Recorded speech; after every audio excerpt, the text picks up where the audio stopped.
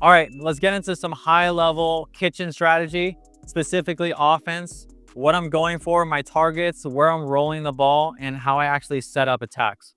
Okay, just really quickly, when we talk about offense, I'm trying to do as much as I can to set myself up for topspin dinks. For me, it's the most aggressive dink I can hit. If I'm behind the ball or a little bit off balance, you'll see me lift, shovel, or kind of slice. But if I could position my feet behind the ball, I'm gonna roll as much as possible.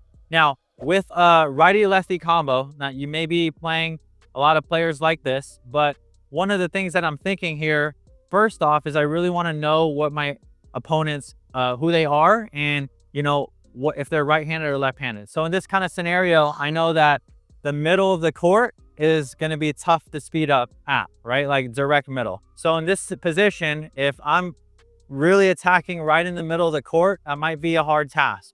Okay, if I'm speeding up kind of closer to their bodies, their dominant side, I may be able to chicken wing them, but it depends on kind of what ball I'm receiving. Okay, so I just want to look at that. Now, I know that their backhands are on the outsides of the court here.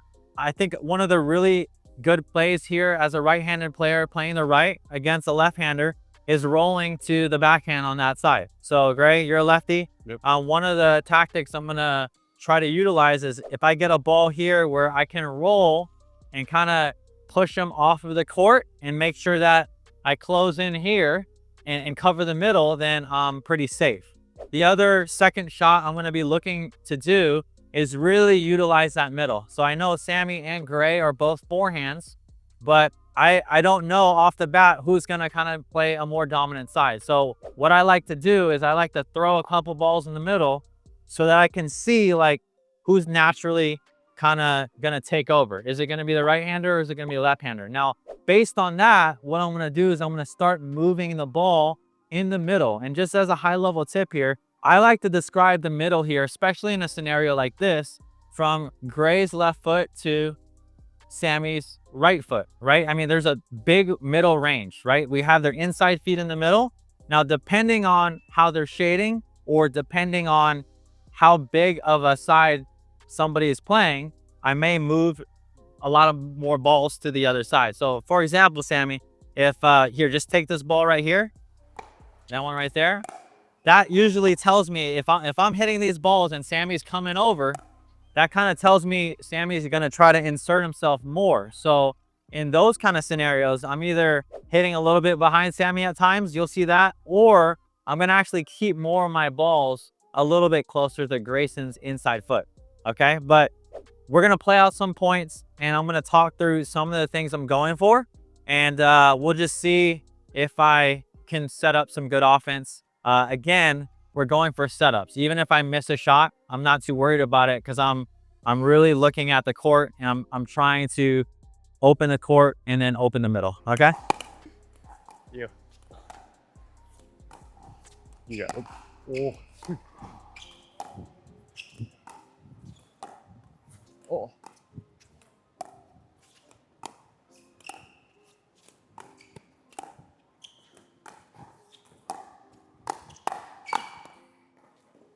If you really like to improve your game, we made this free video series. Go to pickleballframework.com or use your phone to scan the QR code below. All right, couple of things. In that rally, you saw me utilize the wide when I can. So if I got a ball and I knew Grayson was kind of leaning more towards the middle, I'm gonna do my best to roll it to his backhand. That's because I know he has to really shuffle his feet or he's gonna be in a defensive position like this. When I'm a little bit stretched or pressed and I'm kind of in this position, I'm gonna hit that shot in between their inside feet. Now, again, depending on who is more offensive, I will try to keep it more towards the inside foot of the player that's a little bit less offensive. But again, I'm gonna hit that ball towards the middle, and from the middle, they don't have a ton of angle. So they're probably gonna put it in front of me here, and which gives me the opportunity to roll out again. Lastly, there are a couple of times where I did dink down the line to Sammy. Now, you didn't see me do that a ton because of the Ernies are at high levels. And also this is the highest part of the net. So my 1-2 shots here from the right typically is going to be out wide, roll there, or I'm going to look to roll in the middle to apply some offense. Okay, so let's play a couple more points and we'll see what we can see.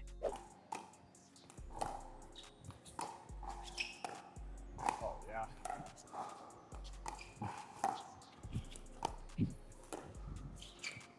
You. Yep.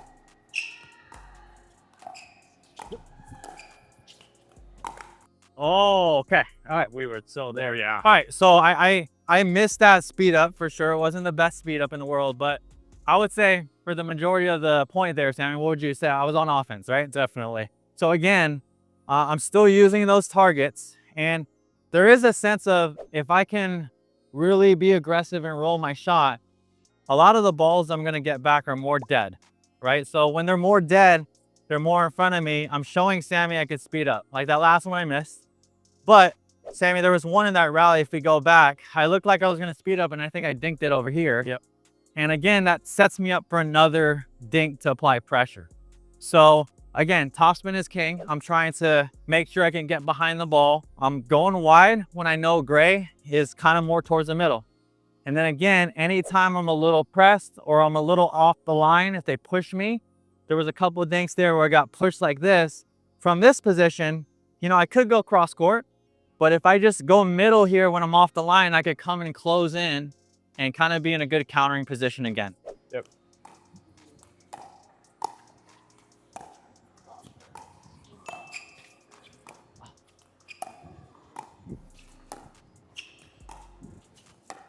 Oh, that's ugly. Shoot. Okay. All right, just a kind of short example, but another example there.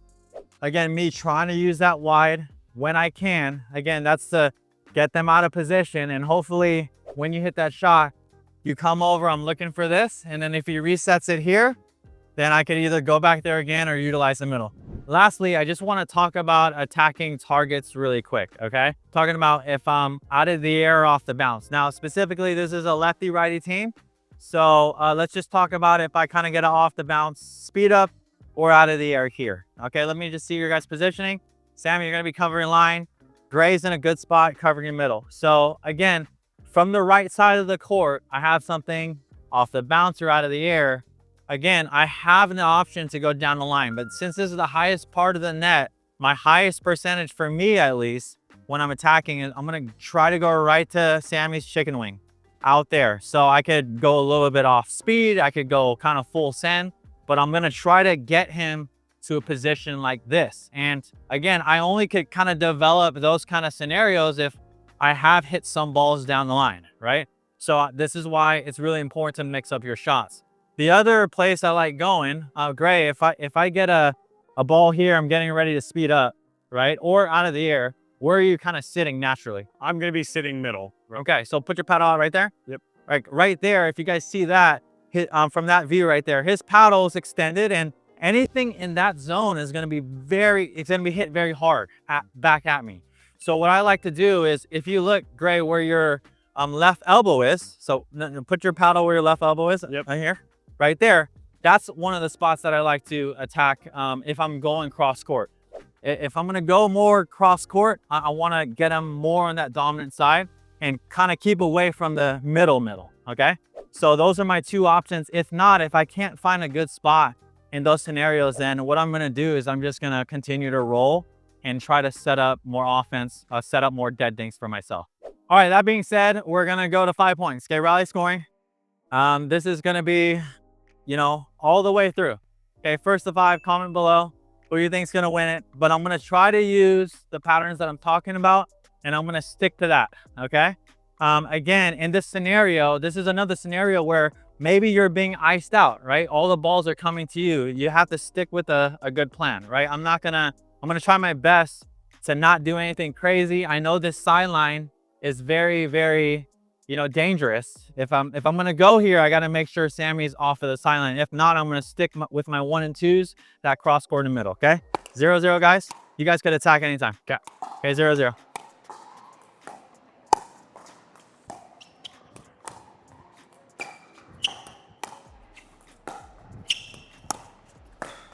Oh! Change Okay. my mind. So I lifted the ball up a little bit. Now, I don't know if you even noticed there, but I knew my dink wasn't the best. I gave myself a little bit of room, and Sammy You just missed it, but hey, I got lucky there. Okay, one.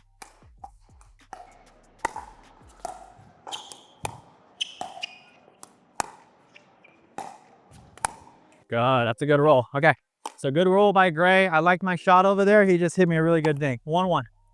Here we go.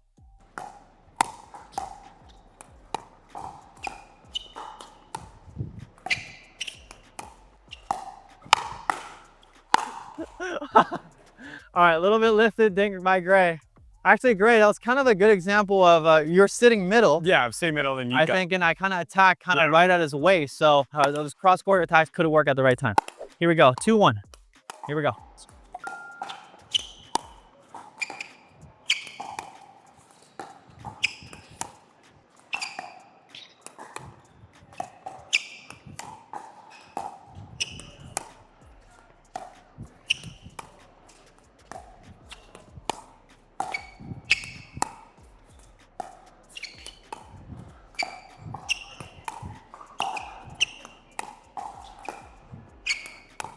Oh, okay. All right.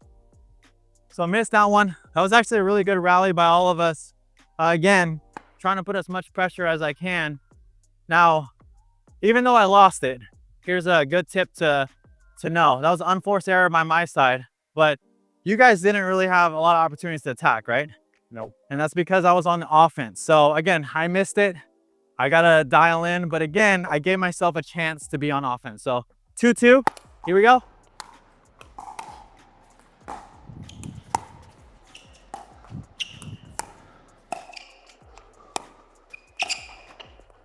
Yep. Double hit. Oh my God. All right, come on. 3-2, Gray. Again, kind of example there. I think it bounced here, Sammy. Yeah.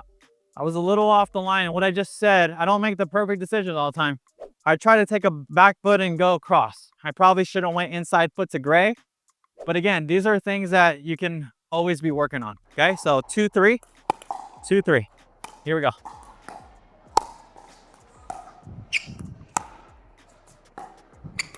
Good ball. Oh, okay. 2-4. All right, Sammy had a good pull there. I was there for the reset and missed it. Here we go. 2-4.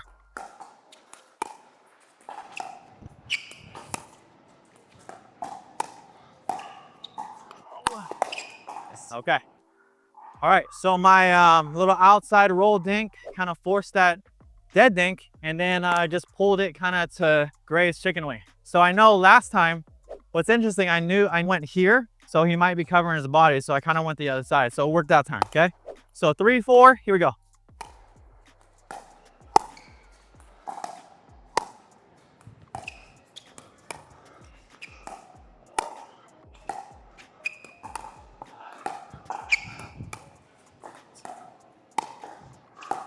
Oh, that's lazy. All right, so that was a good point. 4-4, I'm working the middle.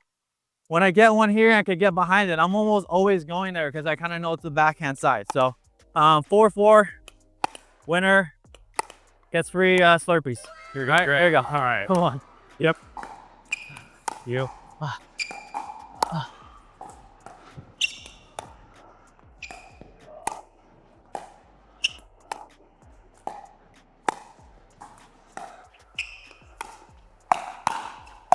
Oh my God.